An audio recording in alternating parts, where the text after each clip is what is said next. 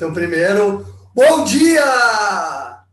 Então, é um dia muito feliz hoje, né, encerrando esse ciclo de 4 anos de doutorado, e eu estou muito feliz de poder estar aqui apresentando essa defesa para vocês. Queria agradecer muito à banca por ter aceitado esse convite, e vou começar, então, com a minha apresentação. Então, a ideia desse doutorado é aplicar essa técnica de aprendizagem de máquina. Só deixa eu diminuir o som aqui, que tem algumas interferências. A aprendizagem de máquina para prontuários eletrônicos, né? Isso especificamente em 2 tipos de eventos adversos. E eu fui orientado brilhantemente pela professora Renata. Então, tem um livro que eu gosto muito, que é o livro do Eric Topol, Deep Medicine. Então, esse livro ele traz diversos exemplos de como usar tecnologia, especialmente inteligência artificial, para aplicar na área da saúde. E aqui ele traz estudos de caso que funcionam e que não funcionam na área da saúde. Mas, principalmente, ele tem essa ideia de que ele quer trazer mais humanidade para a saúde, utilizando, então, a inteligência artificial. Então, na década de 80, 90, a gente digitaliza o prontuário eletrônico, agora a gente tem que usar essas informações para dar poder para os profissionais da saúde tomar decisão. Acontece que a maioria dos estudos que tenta utilizar a inteligência artificial na saúde tenta substituir o médico, essa função do médico. Ou em estudos que querem entender as imagens e detectar problemas das imagens, ou estudos que tentam definir automaticamente diagnóstico dos pacientes. Mas poucos estudos trabalham nessa área mais administrativa do hospital, que são os eventos adversos, né, que também causam diversos problemas. Então, a maioria dos estudos ainda está trabalhando em áreas muito críticas e áreas muito difíceis da gente substituir o profissional de saúde, né, diagnóstico, tratamento, né, dificilmente um robô vai fazer um procedimento sem a assistência de um humano ou aplicar medicamento. E poucos estudos trabalham nessa área menos crítica de gerenciamento de risco, que também é muito importante no ambiente hospitalar, gestão de alta e farmácia clínica. Aí tem um estudo do ano passado, do Matin, que fala sobre essa ideia de como que a gente desenvolve estudos de inteligência artificial, aprendizagem de máquina, na área da saúde, com sucesso para implantar na prática clínica. Então tem esses 5 passos que eles definem, que são os acessos aos dados, que é uma parte bem difícil, a pesquisa, o desenvolvimento, avaliar se essa pesquisa foi desenvolvida, tem uma boa adoção. Quando tu implanta isso no ambiente hospitalar, coletar sugestões dos profissionais de saúde e então ir para a prática clínica e implantar isso. Então, eles listam diversas dificuldades que se tem nesse tipo de estudo, né, de implantar a inteligência artificial dentro do ambiente hospitalar ou na prática clínica.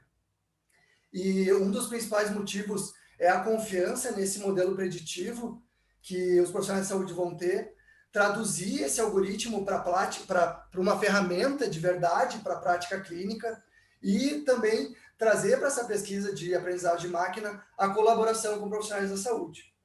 E foi aí que a gente deu esse passo maior, né? Então, a gente fez uma colaboração junto com o Hospital Conceição, junto com principalmente o ponto focal lá do Hospital Conceição é a Ana Helena, farmacêutica, que também é pesquisadora, então isso ajuda muito nesse estudo. A gente teve um projeto aprovado em 2017, exatamente para utilizar abordagens de inteligência artificial para detectar eventos adversos em prontuário eletrônico. Por conta desse projeto, foi criado um grupo de inteligência artificial na saúde na PUC, para trabalhar especificamente com essa área e trazer mais visibilidade para esse tipo de pesquisa, começando com o Hospital Conceição, mas depois incorporando vários outros hospitais para esse grupo. Então, esses hospitais têm a ideia de trazer problemas reais para o grupo, para a gente resolver e também absorver parte dessas soluções dentro dos seus hospitais. Que foi uma parte bem importante para a gente conseguir, então, trazer mais realidade para a nossa pesquisa. Então, eu vou começar aqui com para balizar todo mundo, né, uma fundamentação teórica sobre quais foram os tópicos mais utilizados nessa tese, para que todo mundo entenda cada um desses pontos. Então, primeiro, né, o que são esses eventos adversos? Né? Os eventos adversos é qualquer tipo de complicação que acontece com o paciente, principalmente no ambiente hospitalar, que não está atrelado à doença de base dele. Então, o paciente entra no hospital com um problema cardíaco, né? e ele cai da maca e quebra a perna. Isso é um evento adverso. Ou dou uma dosagem errada para ele de um medicamento. Isso é um evento adverso. Ou, por algum motivo, o prontuário dele molha e perdem essa informação. E por conta desse tipo de evento adverso, até 3 brasileiros morrem a cada 5 minutos. Isso não é um problema só do Brasil, é um problema do mundo inteiro, evento adverso. Mas pouco se estuda em como a gente mitigar esse tipo de problema utilizando tecnologia, especificamente inteligência artificial. E existem vários tipos de eventos adversos. Alguns desses eventos adversos a gente consegue detectar no prontuário eletrônico, por exemplo, problemas de medicação, infecção hospitalar, acidentes com o paciente. Mas tem outros problemas que a gente não vai conseguir identificar, por exemplo, a falta de oxigênio, algum problema administrativo, a perda de uma documentação. Esses a gente não identifica. Então, o que a gente quer é detectar esses problemas que a gente consegue identificar no prontuário eletrônico. E já existe uma ferramenta que se faz isso, né? Então tem esse Instituto for Health Improvement que criou essa Global Trigger Tool. É uma ferramenta, mas na computação a gente ouve ferramenta mais como um software. Aqui essa ferramenta, na verdade, é um manual de instruções, onde o profissional da saúde ainda tem que ir atrás do prontuário eletrônico, buscar por esses eventos adversos manualmente para tentar encontrar esses problemas e tentar mitigar. E a gente quer dar esse passo à frente para utilizar inteligência artificial. E dentro do prontuário eletrônico, a gente tem diversas informações que podem nos ajudar a detectar esse tipo de evento adverso.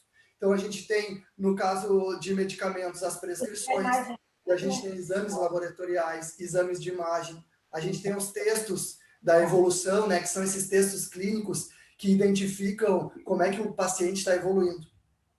Todas essas informações a gente pode utilizar para tentar detectar eventos adversos, pode utilizar para pesquisa, essas informações são utilizadas para o profissional da saúde acessar isso dentro do prontuário eletrônico. Mas a gente pode agora usar essas informações, não mais para ela ficar parada dentro do prontuário eletrônico, mas para dar informação para os profissionais de saúde tomar decisão. Então aqui a gente escolheu 2 tipos de eventos adversos para atacar nessa tese.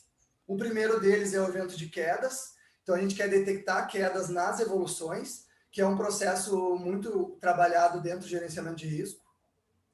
E no caso dos medicamentos, a gente quer priorizar as prescrições para a farmácia clínica, utilizando os dados de prescrição.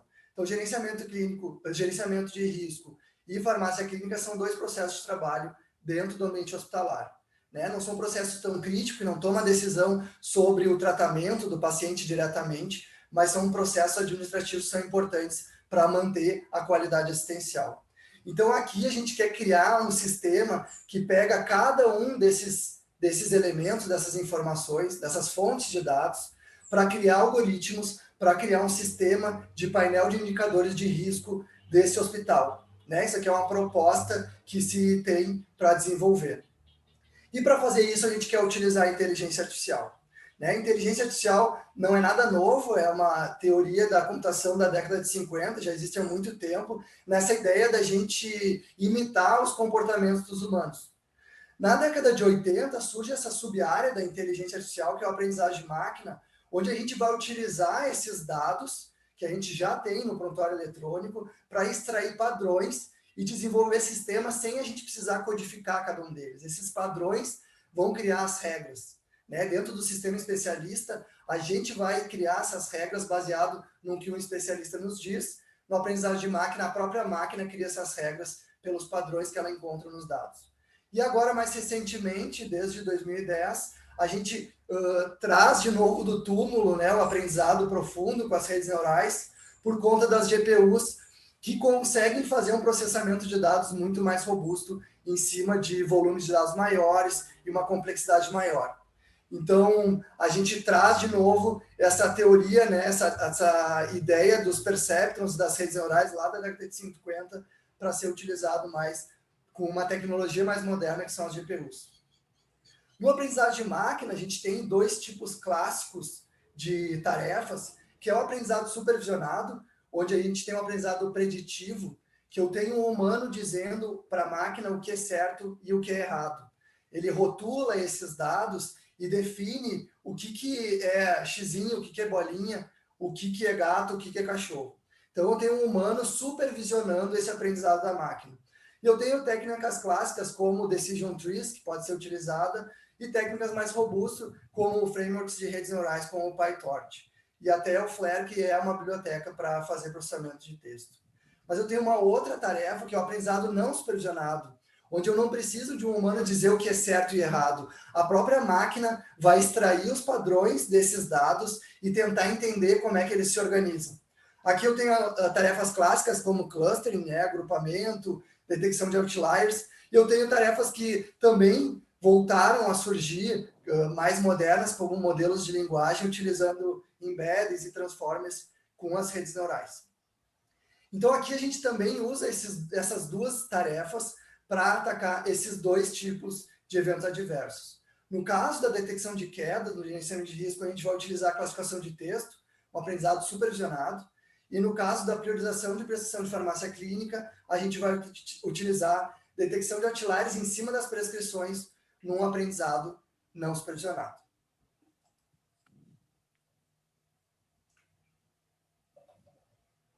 Então, eu começo aqui contando sobre essa tarefa que a gente quer resolver, que são as detecções de quedas, né?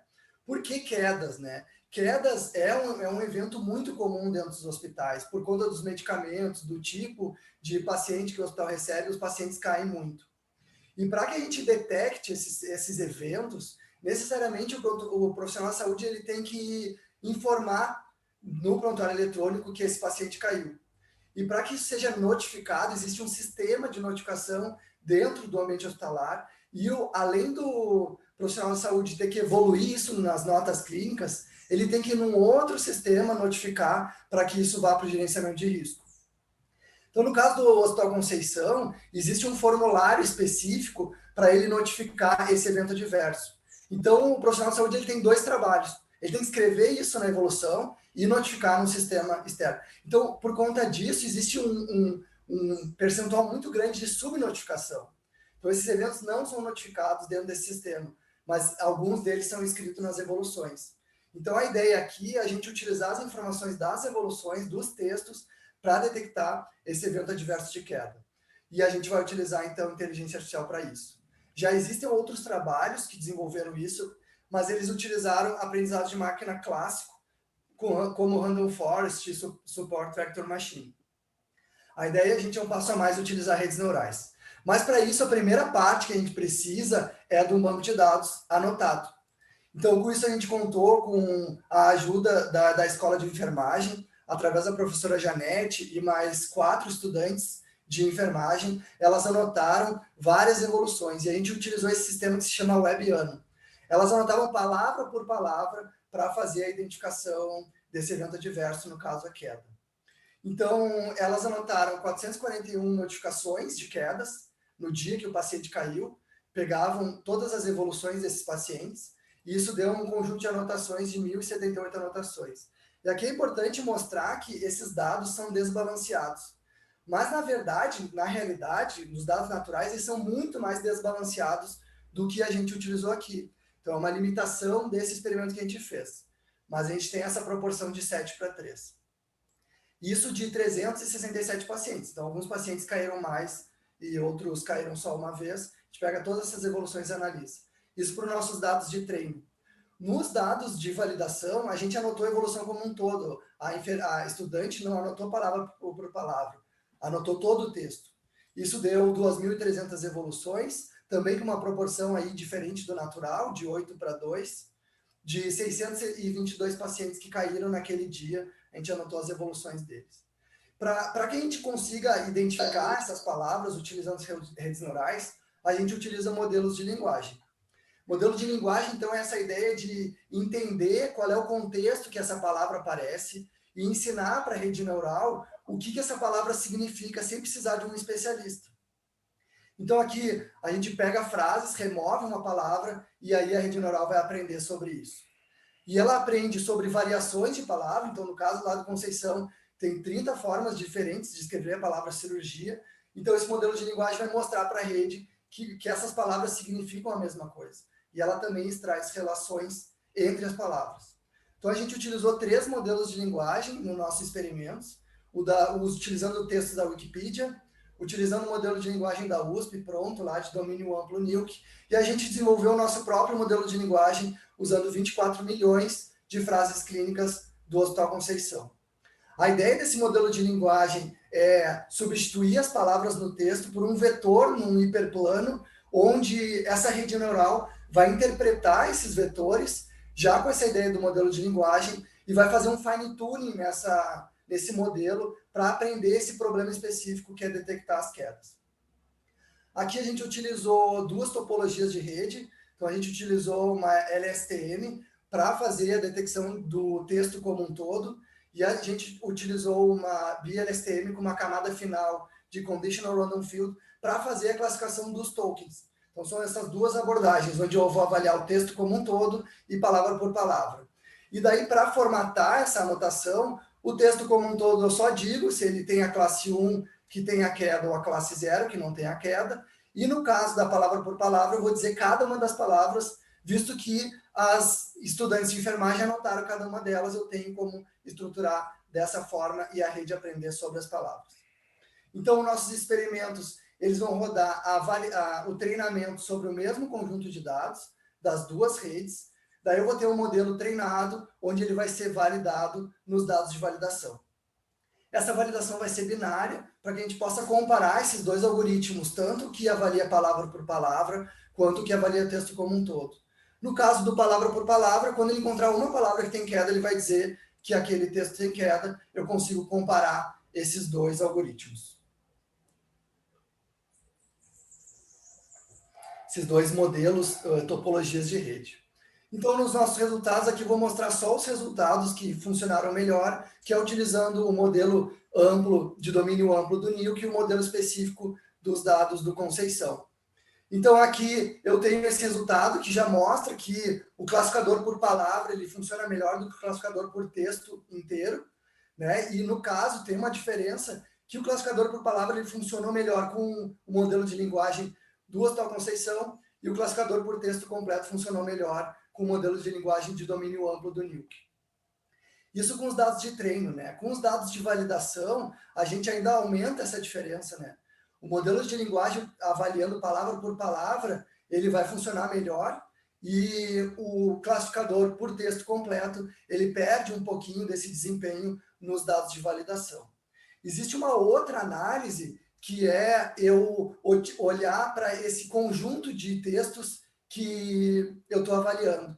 Quanto maior o meu texto da evolução, menos o classificador por texto consegue entregar valor, manter aquela performance dele. Enquanto o classificador por palavra, ele continua mantendo o desempenho dele, que é melhor do que o classificador por texto. Isso porque ele está avaliando palavra por palavra, ele não se confunde tanto com o que está em torno. Quando eu vou avaliar o texto inteiro, tem evoluções que tem 300 palavras. Isso vai confundir o meu modelo. Então, esse classificador por texto acaba tendo uma performance melhor. Então, em comparação com o estado da arte, a gente conseguiu melhorar esse trabalho, trazendo um F-measure de 96, comparando, né? Os outros estados da arte também fizeram uma avaliação binária. Mas, além disso, o nosso modelo ele consegue trazer uma explicabilidade para esse modelo, que é muito importante para a área da saúde. Então, esse meu modelo de palavra, ele consegue dizer onde está essa palavra que identifica a queda, né? E se eu fosse utilizar um modelo avaliando o texto como um todo, só se eu utilizasse uma camada de atenção para ele me dar isso. E aqui, como eu tenho palavra por palavra, ele já me dá esse resultado. Então, a gente, nesse trabalho, melhorou o estado da arte, trouxe uma rede neural que tem explicabilidade, teve 5 artigos publicados, um TCC da graduação de enfermagem foi desenvolvido por conta desse projeto. A gente publicou todos os dados que a gente utilizou de forma anonimizada por questões de reprodutibilidade, que isso é muito importante para a ciência, e a gente publicou todos os nossos algoritmos e os dados no GitHub do nosso grupo de pesquisa.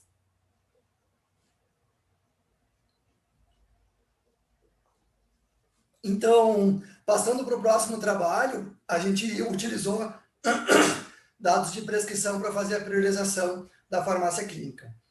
Então, esse problema do medicamento é um problema super grave, né?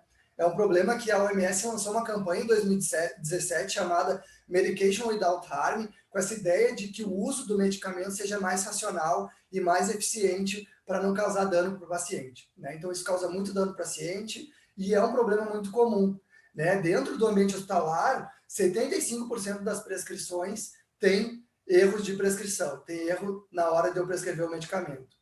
Na UTI neonatal, que é o ambiente mais controlado do hospital, metade das prescrições saem com erro. Então é importante a gente detectar esses erros previamente para que esse erro não chegue no paciente. E para isso, existe um trabalho da farmácia clínica, né? O médico prescreve, a farmacêutica valida e dispensa esse medicamento e a enfermagem administra. Nesse processo de validação, né, de avaliação da prescrição, a farmacêutica tem condições de prevenir erro, aumentar a eficiência do uso desse medicamento e reduzir os custos no ambiente hospitalar. E já existem outros trabalhos que tentaram fazer esse tipo de abordagem, né? Então, eu tenho um trabalho do Hauskret ali, que ele avalia também de forma não supervisionada todos os procedimentos que acontecem com o paciente. Então, entram diversos pacientes cardíacos, todos eles tomam uma medicação específica e fazem um procedimento específico. Quando entra um paciente novo cardíaco e ele não toma uma medicação, essa abordagem não supervisionada tem condição de dizer, olha, essa medicação não foi dada, ou esse procedimento não foi feito. No caso do trabalho do Hash Fanil, ele faz a avaliação de medicamentos que têm um som parecido ou o nome parecido, sound alike, lookalike, para tentar evitar que o médico dê um medicamento que não é adequado para esse paciente, alertando o médico de que esses medicamentos são parecidos para ele escolher o medicamento certo. E no caso dessa startup, a MediaWare, que também tem artigos publicados, eles também utilizam abordagem não supervisionada para avaliar quais medicamentos como um todo está sendo dado para esse paciente. Mas a ideia deles aqui é bem ampla, assim, né, sobre todos os medicamentos que estão sendo utilizados. A nossa estratégia é olhar medicamento por medicamento e entender como é o uso desse medicamento no ambiente hospitalar. Então, aqui a gente mostra o aciclovir, e aqui a forma como ele é mais prescrito no Hospital Conceição, essas bolinhas maiores, quer dizer que ele é mais prescrito dessa forma. E a gente tem um mapa de como esse medicamento especificamente é prescrito no Hospital Conceição.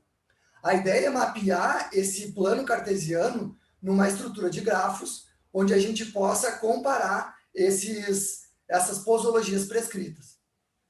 Então, o que a gente faz é colocar isso nos grafos e a gente compara, então, essas ligações, liga essas posologias, e no momento que a gente tem um grafo, a gente pode utilizar algoritmos de grafo para fazer valoração desses nodos. Então, a ideia é que a gente utilizar o algoritmo do Google, o PageRank, que ele vai valorar, então, cada um desses nodos e dizer aqueles nodos mais importantes e menos importantes. Então, a ideia desse algoritmo é esse passeio aleatório, onde, se eu estiver andando nesse grafo aleatoriamente, qual a probabilidade de eu cair nesse nodo? Quanto mais ligado ele tiver com outros nodos, mais chance de eu cair nisso. Isso é a ideia da internet, dos sites, e a gente migra essa ideia para o nosso problema. Então, a gente liga todos esses nodos, roda o PageRank, e ele vai nos valorar cada um desses nodos. E a gente liga esses nodos através de uma similaridade que tem entre eles. Mas eu ainda tenho que, no trabalho do outlier, nessa tarefa do outlier, definir um limiar onde eu vou dizer quais nodos são dentro do padrão e quais nodos são fora do padrão. Eu preciso definir essa fronteira. E eu faço a ligação desses nodos através de similaridades. Similaridade, eu tenho vários métodos de similaridade, né? E aqui a gente escolheu alguns deles para avaliar, né? Principalmente a similaridade de cosseno, a distância de cosseno e a distância de Jacquard. Não foram só esses que a gente avaliou. A gente avaliou todas as possibilidades, similaridades entre pares que a gente tinha disponível na biblioteca Scalane. Mas no artigo que a gente publicou só esses que funcionaram melhor, mas a gente avaliou todos para ver qual que tinha melhor aderência com o nosso problema.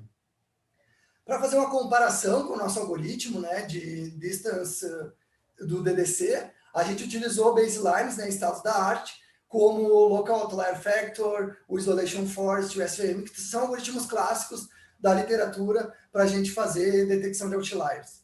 E a brincadeira aqui de avaliar é tentar identificar quais são subdoses e sobredoses. Então, a gente tem uma informação prévia do que é uma potencial prescrição fora do padrão, que são essas subdoses, são dosagens que na literatura não fazem efeito, e dosagens que são maiores, que podem trazer mais complicação para o paciente.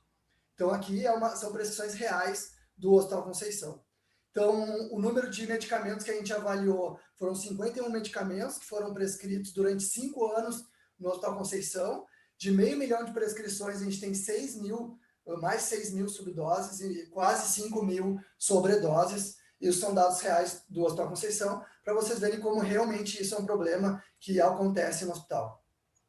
A ideia é comparar esses algoritmos, né? Mas dentro do hospital não são só esses problemas de subdose e sobredose que acontecem, mas essa é uma atividade para a gente conseguir comparar esses algoritmos. Então, nos nossos resultados, o melhor algoritmo foi o DDC utilizando a distância de Jacquard entre as dosagens. Ele foi o algoritmo que mais apareceu nos top 3, né? Top 3 são os algoritmos que melhores funcionaram para cada um dos 51 medicamentos, e ele também teve uma melhor média de F-measure, batendo o Isolation Forest, que foi o segundo que teve o melhor resultado.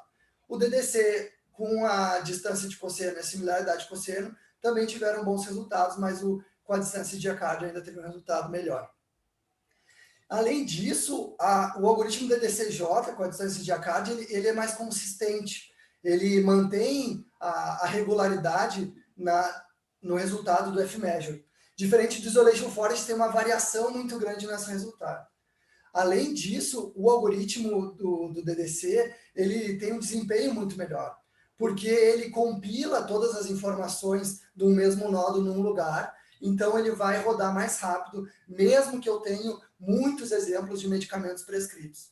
Diferente dos outros algoritmos que vão ter um desempenho um pouquinho menor, né, vão ser mais lentos, demoram para executar. Além disso, o DDC, utilizando a similaridade de Jacquard, ele tem uma estabilidade na definição desse parâmetro de fronteira.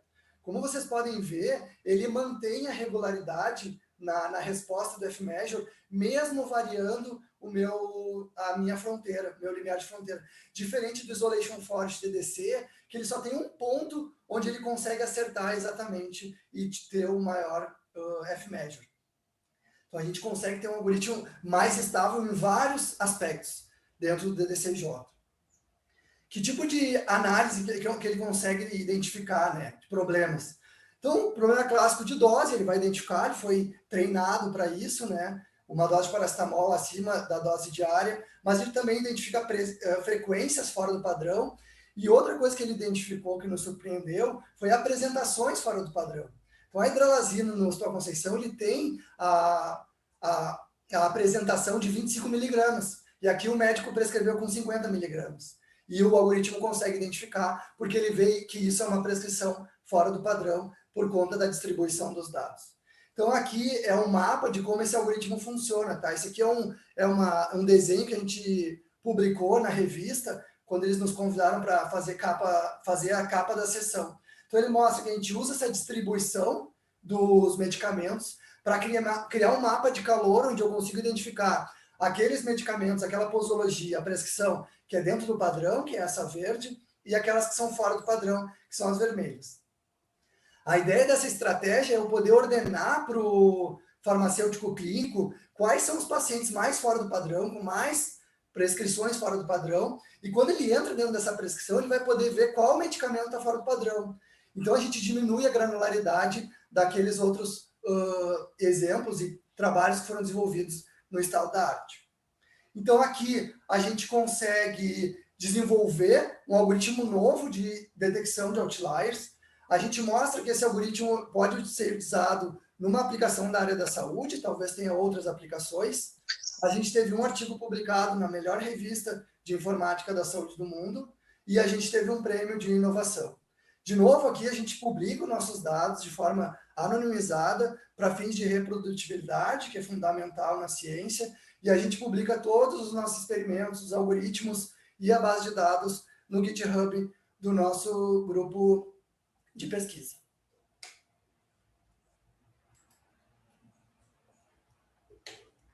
Mas a ideia desse trabalho é ir um pouco além da publicação dos artigos em conferências e revistas, né? Dentro daquele mapa que o Matin impõe, né, de que a gente precisa de confiança do modelo, a gente conseguiu comprovar isso com um artigo que foi escrito em colaboração com profissionais da saúde, né, no caso da Ana Helena. Então, essas duas tarefas que o Matin descreve, a gente já tinha feito. A gente conseguiu fazer. O que faltava aqui era traduzir esse algoritmo para uma ferramenta que, de fato, entregasse valor na prática clínica da saúde, principalmente nesse caso da farmácia clínica. Então, a gente desenvolveu um sistema de suporte à decisão para a farmácia clínica, né, que se chama No Harm, em homenagem àquela campanha da OMS de Medication Without Harm. Esse software, ele também tem um código aberto, né, dentro, e ele se chama No Harm e tem um código lá no GitHub. A ideia, então, era traduzir aquele algoritmo que a gente desenvolveu, o DDCJ, para uma ferramenta que entregasse valor na prática. Mas, para fazer isso, ainda faltava, dentro daqueles processos do Matin, a colaboração com profissionais que estivessem utilizando essa ferramenta na prática. Então, a gente fez uma colaboração com o Hospital Santa Casa, que era um hospital que fazia parte do grupo de pesquisa também. E o hospital, ele tem uma característica muito peculiar, né? É um dos maiores hospitais do Brasil. Ele tem 7 hospitais dentro, é um complexo hospitalar, 33 setores, 1.200 leitos. Agora, com a Covid, tem mais de 1.200 leitos. Ele tinha 1.800 prescrições por dia, agora tem mais do que 1.800 prescrições por dia. E eles trabalham com um conjunto de farmacêuticos pequeno, tá? São 12 farmacêuticas que, durante esse processo de avaliação, trabalharam em cima dessas prescrições em todos os hospitais. A ideia aqui é que a gente fez uma modificação no DDC para que a gente conseguisse entregar mais valor para as farmacêuticas. A gente, então, pegou esse valor que o DDC gerava para cada um dos nodos e definiu um score. Quando ele estivesse acima da média, a gente vai dizer que ele é um medicamento padrão, tá? Ele foi prescrito de uma forma padrão. Quando ele estiver abaixo da média, a gente vai criar esse score de 1 a 3, que vai dar uma chance da farmacêutica identificar e classificar o quão fora do padrão é essa prescrição. Além disso, a gente teve que discretizar alguns dos medicamentos. Alguns medicamentos, eles são prescritos com a relação com o peso do paciente, a gente então tem que dividir pelo peso. E alguns medicamentos, eles têm uma variação muito grande, eles são contínuos, né, como gotas. E o DDC vai funcionar melhor quando eu vou discretizar esses medicamentos, essas doses. Então, a gente tem que discretizar, são essas modificações que a gente faz no DDC Outlier para criar o DDC Outlier Score. E para a gente definir o nosso padrão ouro, dentro do sistema, a farmacêutica ela pode fazer uma modificação no score. Então, eu tenho um score que a inteligência deu. Se ela faz essa modificação, eu entendo que a inteligência deu o score errado. E daí eu vou utilizar essa informação para avaliar o quão bom esse score foi atribuído. E também, quando a farmacêutica avalia esse score, esse medicamento, essa posologia, numa prescrição e ela não muda esse score, eu considero também que o score está certo. Então, a gente tem esse filtro, né, essa restrição na nossa coleta, que é avaliar somente scores que foram modificados ou scores que foram avaliados, que tiveram prescrições avaliadas. Então, no caso da Santa Casa, foram 3 segmentos que a gente avaliou. Então, como os pacientes têm perfis diferentes, eles usam medicamentos de uma maneira diferente, a gente segmenta em perfis de paciente. Então, eu tenho segmento adulto, pediátrico, neonatal, que tem um perfil de utilização dos medicamentos de maneira diferente, e eu preciso segmentar isso para gerar os meus outliers.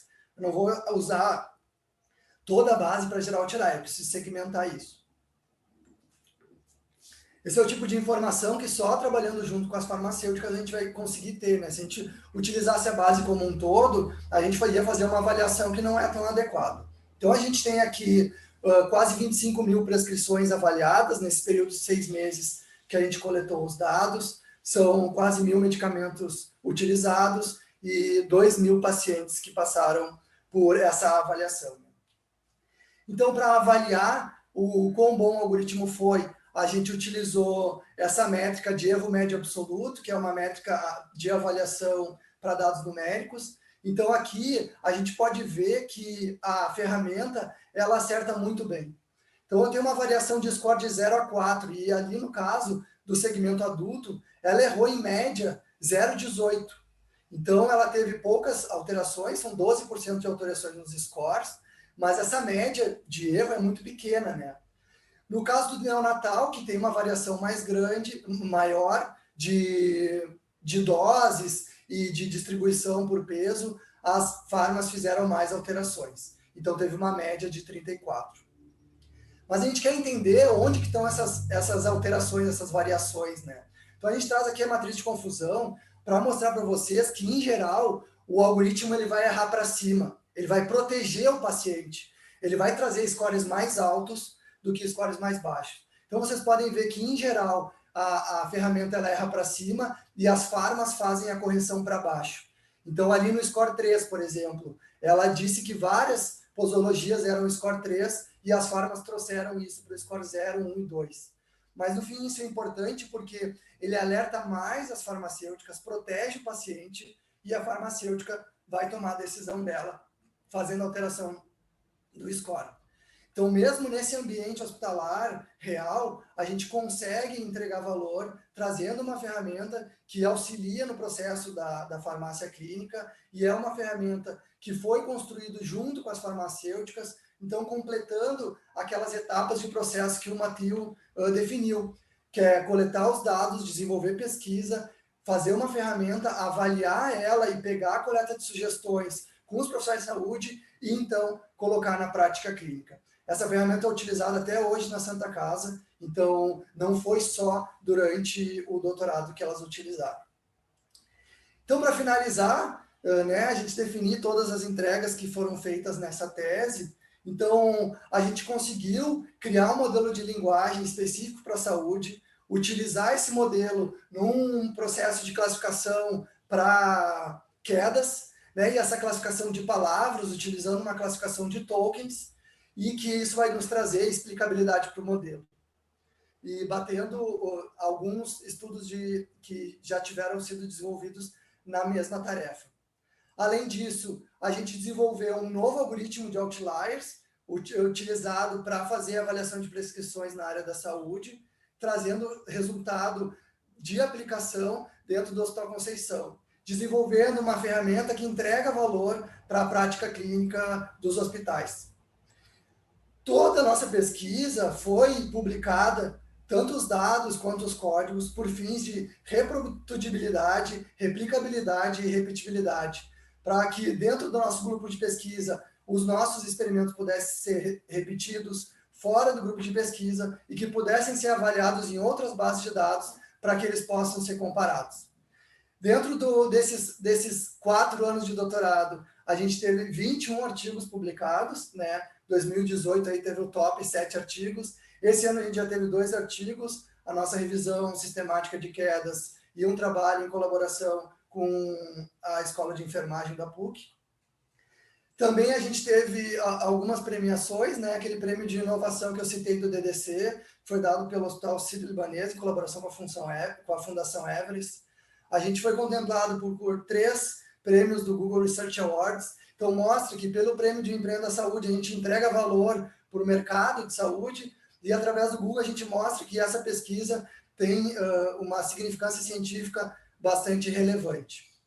Além disso, uma das coisas que a gente desenvolveu durante o doutorado foi divulgar essa pesquisa não só através de artigos, mas também através de oficinas de inteligência artificial, de machine learning, participando de palestras, que levavam, então, a nossa pesquisa e o grupo de pesquisa para outros públicos que não necessariamente vão estar lendo artigos científicos.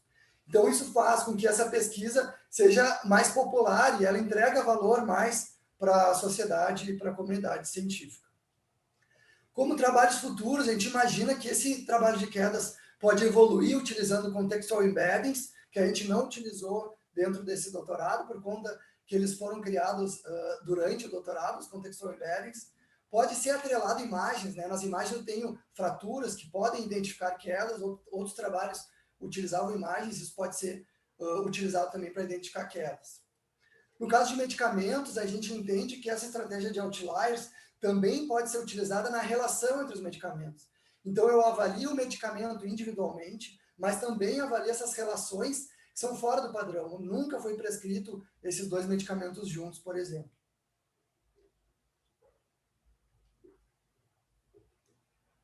Então, eu também posso avaliar outliers na relação entre medicamentos e exames. Então, eu tenho o valor dos exames e as dosagens. Eu posso avaliar se isso está fora do padrão ou dentro do padrão. E no caso da aplicação, a gente entende que a gente pode desenvolver ainda, dentro da ferramenta, predição de desfecho. No momento que eu consigo identificar eventos adversos como de quedas nos textos, eu consigo depois criar um banco onde eu vejo que esses medicamentos, em geral, geram queda. Esses medicamentos, em geral, geram lesão por pressão, flebite, a relação entre os medicamentos e eventos adversos, e criar um sistema de predição de desfecho clínico. Então, eu agradeço muito o tempo de vocês, agradeço a banca por ter vindo, fico muito contente de poder apresentar para vocês esse trabalho, que nos dá muito orgulho, e agradecimento também à Renata por ter apoiado toda essa estratégia, esse projeto aí que a gente desenvolveu. Muito obrigado. Muito obrigado, Henrique, pela apresentação. Obrigado, Silvio. Então, agora eu passo a palavra para mim mesmo, né, para fazer as minhas considerações como membro da banca, e depois vou passar a palavra para a professora Renata Vieira. Então, eu queria primeiro agradecer ao Silvio e ao Cristiano, que fizeram esse excelente trabalho, né, de minucioso trabalho de análise do texto do Henrique, né, e isso, tenho certeza que essas considerações que eles fizeram vão ajudar muito o Henrique a revisar o texto e melhorar o texto, né. Então, isso facilita também o meu trabalho. Agora, como membro da banca, eu tenho muito pouca coisa para falar. Então, eu queria, na verdade, começar parabenizando o Henrique e agradecendo o Henrique por tudo que ele fez para o grupo de inteligência artificial da PUC, né? De grupo de inteligência artificial na saúde. Como vocês viram, ele criou esse grupo, né? Enfim, é mais do que isso. O Henrique é dessas pessoas que marca os lugares por onde ele passa, né? Quer dizer, basta ver também a quantidade de pessoas. Eu cheguei a contar 46 pessoas aqui assistindo o trabalho dele. Isso é completamente atípico, né? A gente tem, sei lá, 5 pessoas às vezes assistindo as nossas defesas. Então, eu acho importante começar, né, fazendo explicitamente agradecendo o Henrique por esse trabalho imenso que ele fez. Os outros membros da banca notaram que assim, muitas publicações, são muitos prêmios, são muitas contribuições para a sociedade, né? Quando chegou na parte uma coisa que eu não sabia, né? Quando chegou na parte da tese que mostra o quanto mais de prescrições e erros de prescrições as farmacêuticas da Santa Casa conseguiram detectar por causa do sistema do Henrique, eu botei um balãozinho de comentário lá, uau, né? Porque realmente é isso. Isso é uma coisa que a gente não vê em trabalhos acadêmicos, né? Então, um trabalho que é academicamente brilhante, mas também gera esse impacto na sociedade, isso é uma coisa incrível, né? Então, a primeira coisa é isso, né? Eu acho que a banca tem esse papel deles, eles são convidados para fazer justamente isso, para fazer uma análise crítica do documento, mas tem tudo isso que está em volta, né? Que eu acho importante que eu, como membro do grupo de pesquisa do Henrique, né, do mesmo grupo de, né, enfim, trabalhando junto com o Henrique ao longo desses 4 anos, acompanhando todo o processo de amadurecimento dele como cientista e também como mais do que isso, né, como popularizador de ciência, quer dizer, todos esses cursos que o Henrique dá, que formam pessoas que passam a aprender machine learning e querer trabalhar com isso na área da saúde, é muita contribuição. Então, primeira coisa, eu queria, né, eu tenho certeza que a Renata vai falar muito mais também sobre isso, quando ela falar agora no final, mas enfim, né, como membro da banca também, e também membro do Núcleo de Inteligência Artificial da PUC, me cabe fazer esse agradecimento para o Henrique. Na questão do texto em si, né, enfim, o Henrique deve estar, assim, o Henrique fez um grande esforço para deixar essa tese coesa, né? Então, e vocês viram que os 2 membros da banca criticaram bastante isso. Mas eu queria então dizer para o Henrique que eu pelo menos eu acho que ele fez um ótimo trabalho, né? Se a gente comparar com o que o Henrique tinha na época da defesa da proposta, que o Silvio participou, mas o Cristiano não, né? Porque a gente tem só um membro externo na defesa da proposta, depois na banca que são 2. realmente eu achei que tu fez um trabalho excelente, né? Então, para o pessoal do núcleo, nas nossas reuniões, dizia, estou trabalhando no texto, amarrando. Eu achei que essa amarração ficou super bem feita, comparado com o que estava lá na proposta. Claro que agora tu vai seguir esses conselhos do Silvio e do Cristiano, né? E com isso tu vai melhorar ainda mais. Mas eu queria te dizer que, assim, né? Foi um esforço que valeu a pena, né? Sempre tem coisa para melhorar, isso é normal, mas eu gostei bastante do que tu fez. Né? Tem várias amarrações entre os capítulos, né? Não foi. Por outro lado, sim, ficam coisas que são resquícios da estrutura de onde vem, do fato de que a gente usa os artigos, né? E tu teve muitos artigos para usar para produzir esse material. Então, eu vou agora passar a palavra para a professora Renata Vieira, orientadora do Henrique, que está em Évora. Olá, o Rafael fez todos os elogios, né, que eu concordo com essa colocação do Rafael em relação à energia do Henrique, da importância dele para o grupo, da criação do grupo de ar na saúde, e foi uma satisfação muito grande trabalhar com o Henrique todos esses anos. O Henrique, ele, assim, digamos, a tese... Não, foi difícil dar uma linha única para a tese, com uma única metodologia, porque foram vários estudos.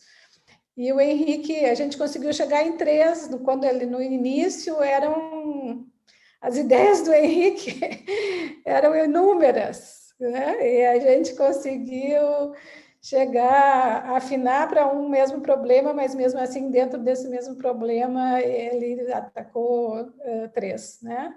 Então, é difícil, assim, para o avaliador encontrar, assim, claro, a pessoa, quando lê uma tese, ela vem com esse frame of mind, que eu quero ver um problema e uma única solução profunda para esse problema. E o Henrique tem uma abordagem a isso mais, talvez, espalhada, né, as contribuições dele, e o problema sendo sempre a questão da saúde e a questão também, a preocupação dele em botar em prática também os resultados da pesquisa dele. Isso realmente, eu acho, uma contribuição muito importante do trabalho, onde as contribuições científicas ficam um pouco diluídas, né?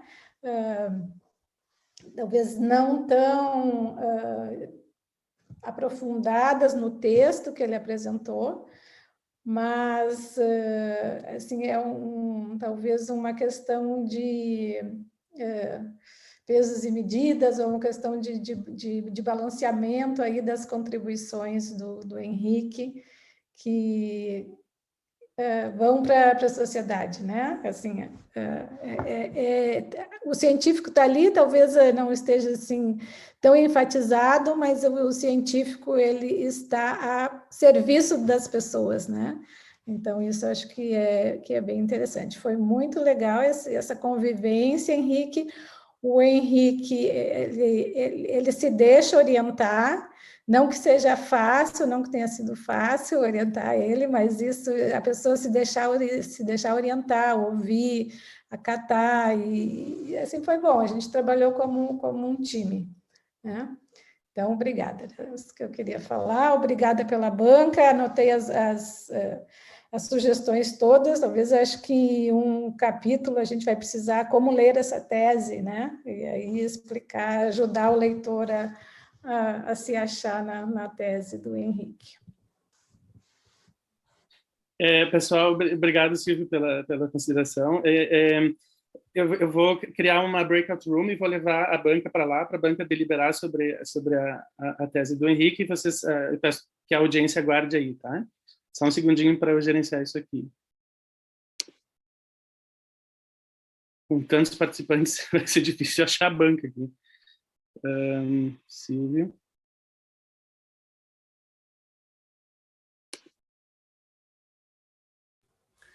Obrigado, pessoal, pela presença de todo mundo. Estou muito feliz de que todo mundo esteja aqui vendo a apresentação. Muito feliz de poder compartilhar com vocês esse momento que vocês sabem que é muito importante para mim de finalizar esse ciclo, né? Não tem nada acabado, né? Você sabe que a No Harm continua existindo. Toda pesquisa que a gente faz não acaba.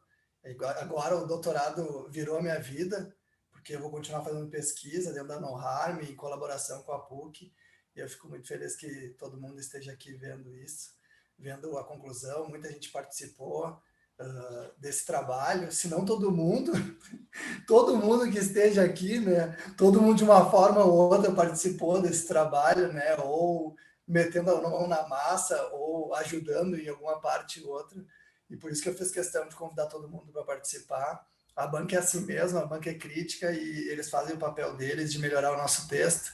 A gente fez o que era o suficiente, mas eles melhoram bastante o nosso texto para a versão final, mas de qualquer forma foi uma contribuição incrível para a minha vida e para a sociedade como um todo. Deixa eu colocar aqui a fotinha de vocês. Olha aqui, ó, para vocês entenderem, né, como tem muita gente que colaborou nesse trabalho, né? Muita gente colaborou nesse trabalho. Eu estou sendo injusto aqui nessas fotinhos, né, na colaboração de todo mundo, porque tem muito mais pessoas que ajudaram, mas é uma partezinha de pessoas que contribuíram ao longo dessa caminhada, né? De várias formas possíveis as pessoas puderam colaborar com essa tese. E eu estou muito feliz de estar nesse momento. Nada acabou, é só o fim do doutorado, mas não é o fim da contribuição que a gente pode dar para a sociedade com a pesquisa que a gente desenvolveu.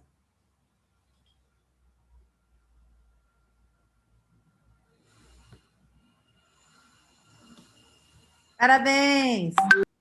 Pode abrir o áudio aí, vamos abrir todo o áudio para bater palma. Parabéns! Parabéns, Henrique!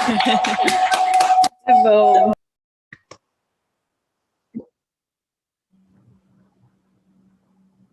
Oi, Henrique, eu lembro sempre de um colega enfim, de doutorado que dizia que uma tese a gente não termina, uma tese a gente interrompe, né? Porque o trabalho sempre continua e o teu é a prova disso, né?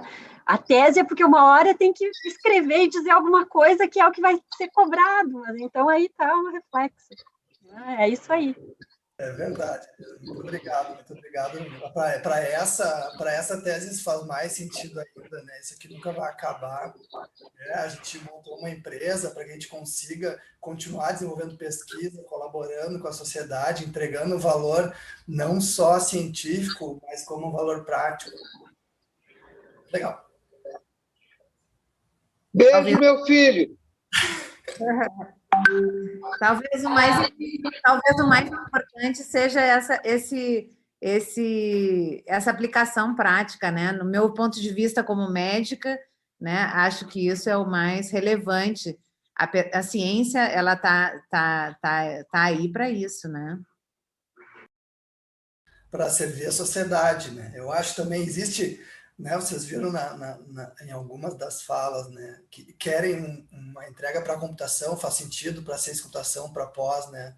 Mas a gente tem que ampliar um pouquinho essa visão para entregar para a sociedade também, quando isso é possível. Acho que dá para fazer as duas coisas aí, né? Mas dentro do texto, acho que realmente um texto de uma tese ele tem que ter um formato específico. Mas assim, fora esse texto, existe uma entrega que seria interessante se todas as pesquisas pudessem entregar para a sociedade, né? Algumas são mais básicas, pesquisa ciência básica, outras são aplicadas, que é o caso dessa aqui. Mas, nossa, foi incrível, né? Tá sendo, acho que é isso, né, Helena? Acho que eu preciso terminar um texto, o texto precisa ser concluído, né? E, de alguma forma, eu preciso entregar, existe um prazo para isso, mas não existe o prazo para a gente continuar entregando valor para a sociedade. Então, a gente continua. Mas faz parte. Eu acho que existem esses dois lados aí da tese, né? Uma que tem que ser um texto muito bem escrito, que não é a minha especialidade. Minha especialidade é meter a mão na massa e fazer as coisas acontecer. Mas também escrevo textos bons, assim, né? Foram 21 publicados, né? Mas... E apresenta muito bem, né? E apresenta em muito boas apresentações, porque às vezes a gente faz um trabalho que é maravilhoso, se a pessoa não sabe apresentar aquilo, os outros não enxergam, né? E fazer a ciência é isso, é produzir coisas para que chegue, como tu disse, à sociedade, que os outros consigam ver. E tu faz isso muito bem, tu apresenta muito bem, né? Parabéns. Obrigado, Helena, obrigado.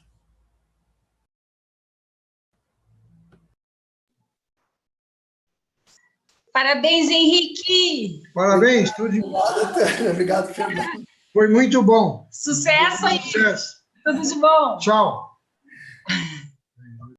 Parabéns, Henrique.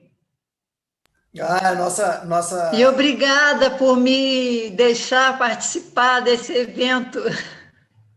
Muito Fico legal. orgulhosa, viu, de te ver aí apresentando esse trabalho tão rico para a sociedade.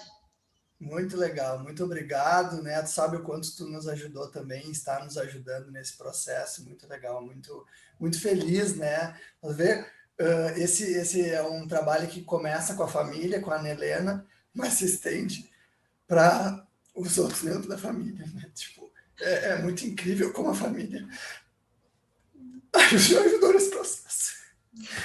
Não me faz chorar. Henrique, aqui é o Thiago Vaz também, estava curtindo a tua apresentação e eu sou encantado contigo, com a tua personalidade e principalmente com o brilho que eu vejo no teu olho, cara. Tu encontrou na área da saúde propósito maravilhoso para todo esse talento, não tem como não torcer muito para o teu sucesso. E dizer também que tu vai ter muito sucesso profissional, né? Tua empresa, teus negócios, mas que tu também é um agente de transformador de vidas, né? Eu conheci algumas pessoas que fizeram teu curso, mudou a vida delas, e tu tem esse talento para a docência, para ser um grande professor dentro e fora da sala de aula, e continua sempre com essa pegada. Parabéns. Obrigado, Thiago, muito obrigado pelas palavras. Fico muito contente aí com todo mundo participando. Para mim foi bem significativo isso.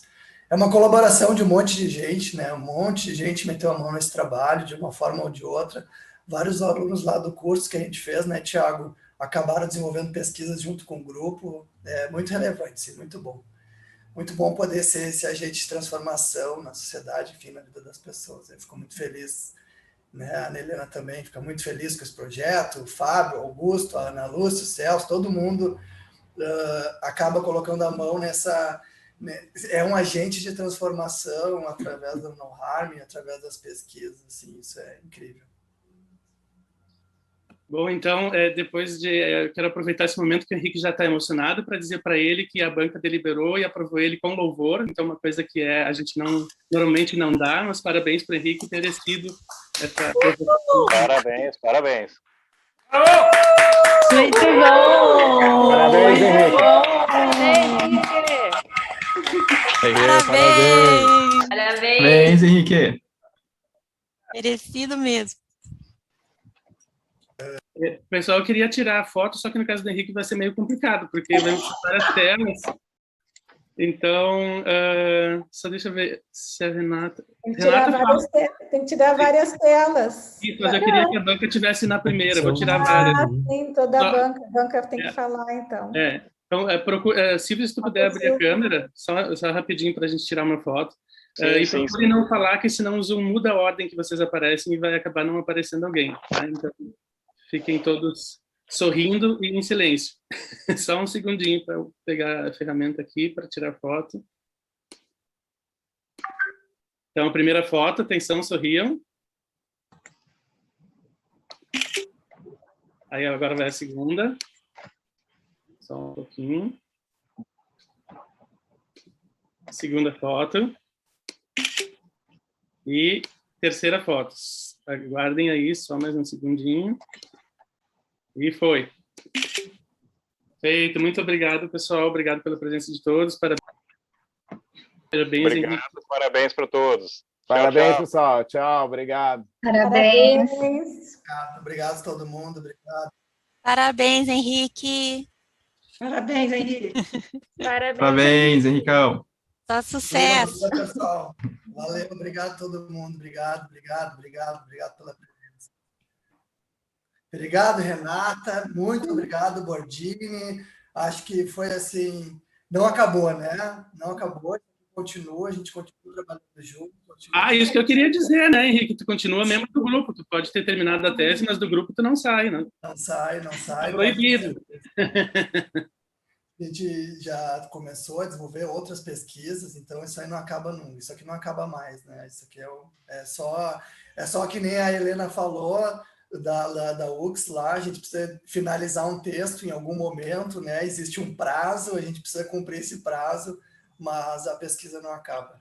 E agradeço muito vocês por terem confiado e ajudado nesse trabalho. Acho que foi um lugar muito rico, assim, muito frutífero. A PUC, junto com vocês, foi incrível, assim, foi incrível. Virou propósito de vida teu e de muitas pessoas, né? Sim, sim, muito bom, muito bom. Acho que a Renata e o Bordini têm um papel fundamental nisso, em confiar nesse projeto e apoiar, né, através do grupo de inteligência artificial, dar continuidade a isso. Acho que foi um lugar muito frutífero assim, para a gente desenvolver esse trabalho. Se fosse em outra universidade, talvez isso não tivesse acontecido, né? Então, vocês dois foram fundamentais para que a gente pudesse desenvolver esse trabalho na PUC, continuar. A Renata foi brilhante na orientação, né? Esses trabalhos publicados é tudo mão dela, me empurrando na direção das conferências. E por mais que eu não tenha um texto de tese tão fechado, tão redondo, acho que existem contribuições adjacentes a esse trabalho que muita mão do Bordini e da Renata nesse processo como um todo. Assim, a Renata deixar eu trabalhar com startup e tudo mais, fazer esse estudo de caso, não é qualquer professor que deixa, às vezes o professor nos coloca muito enjaulado no laboratório, e a Renata me permitiu, com uma certa distância, eu sair da jaula. Muito obrigado. Muito bom, Henrique, muito bom, parabéns, muito legal. Muito bom ver essa turma toda aqui te assistindo, né, nesse momento. Quer dizer, eu sei o quanto que também tu faz o pessoal participar do teu trabalho, né, nas várias fases, nos artigos, a revisão. O Vinícius está ali, o Vinícius também ajudando na leitura do trabalho, e foi muito bom. É uma maneira de trabalhar muito bacana, sim. Então é isso, abraço para todos. Parabéns. Obrigado, pessoal. Beijão. Beijão. Tchau, gente. Tchau. Prazer em revê-los. Helena. Henrique, eu vou dizer assim, descansa um pouco, não sei se é possível descansar, o Henrique não para, né? O Henrique não para. Não para, quem sabe hoje. Vou descansar um pouco. Já está preparado aqui nas férias de 3 dias. Muito bem. Beijo, beijo todo mundo, pessoal. Beijo. Beijo, Guto. Beijo, Henrique. Beijo, pai. Beijo, mãe. Beijo. Beijo para minha mãe, beijo para o pai e para você. Beijo.